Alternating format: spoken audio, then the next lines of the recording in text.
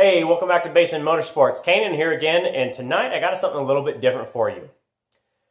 Obviously, I'm a video creator, and I also do writing. If you've watched my other stuff, I've mentioned that previously. I run into a lot of people that want to be creators. Some really like to write, some obviously like video, some like to do podcasts. But the struggle they have is that as much as they want to do it, they really don't know how to market it out to others as a service, to do anything else. A lot of people want to be influencers, but at the same time, they don't know how to get there. So tonight, I'm going to actually spend some time talking about what you need to be or what you need to do to get to be a content creator for somebody else. So when you're first starting out as a creator, one of the things you probably know best that most other people don't is what you're capable of. A lot of people really like doing video, and they have videos on a video channel like at YouTube or Twitch or something else that you can showcase out as what you're capable of. That could be your editing, that could be your style, or anything else. You've obviously got articles if you're a writer, or you've got blog posts or anything else. And if you're a great photographer, maybe you have a fantastic Instagram account that people can leverage for their own brand. All these things are the things that you can do as a creator to help market yourself as a creative opportunity for others. Now, I will say after the seminars I did at SEMA, one of the things that the takeaway was a lot of people don't know how to look for creators, and a lot of creators really don't know what they're capable of and what they have in front of them as far as opportunities. So outside of the videos and that, a lot of people never really recognize something I call guerrilla marketing.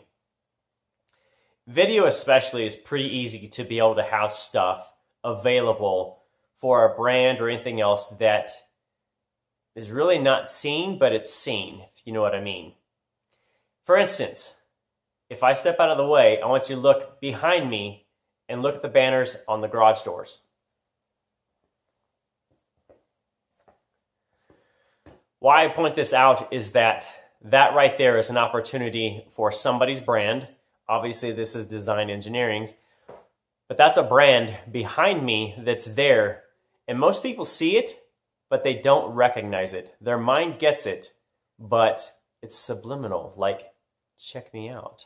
Now, why I bring this stuff up, like banners and behind, or if you're wearing t-shirts or anything else, hats, this is an opportunity for advertising of a brand that a creator can do. A lot of people don't really consider it that way. But I tell you what, when you have a closed set, like for me as a garage, this right here, this space is lined with opportunity. Beyond banners, you've got stuff behind, like you can see on my windshield banner, that is my own brand at Basin Motorsports.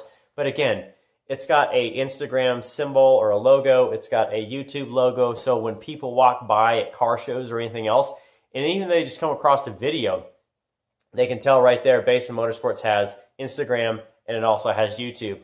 Obviously, because you're here. Now, a huge subject for debate is always going to be how much to charge for stuff as a creator. So I'll tell you, I did a little bit of research, and I'll tell you from my own experience, I would agree with this, that the average rate in the US, I won't say for anywhere else, but in the US right now is about $25 per hour. Now again, that is average. So some people work for 10 bucks an hour, others won't work for less than 50. You as a creator need to decide what your time is worth and how to do it. I think 25 is a good number.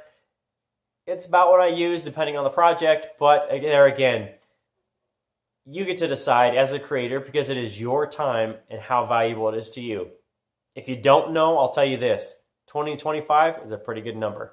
And then beyond that, you know what time you have available in your schedule.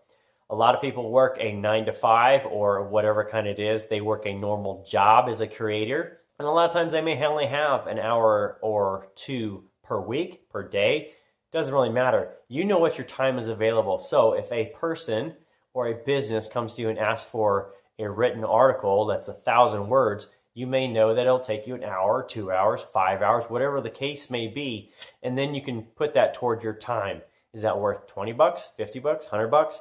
That's up to you. But as a creator, that is something you need to know is your schedule and then when you can deliver things to your clients. And especially help out when you have multiple clients, you can kind of stagger it out throughout the week or the month to make sure you're not pushing everything to like one deliverable day and really freaking out on that day because you're not done with anything. All right, y'all, so that's pretty simple, I hope, but these are some things that I look for, honestly, as a creator myself, and try to help you guys that want to be creators or you're looking for ways to get better at being creators.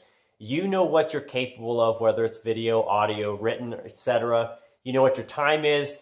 You need to know how much your time is worth to you as value, and always look for the hidden ways. I'm going to say it that way. Always look for the guerrilla marketing opportunities. Maybe it's a sticker on a windshield, a banner on there, t-shirts, hats.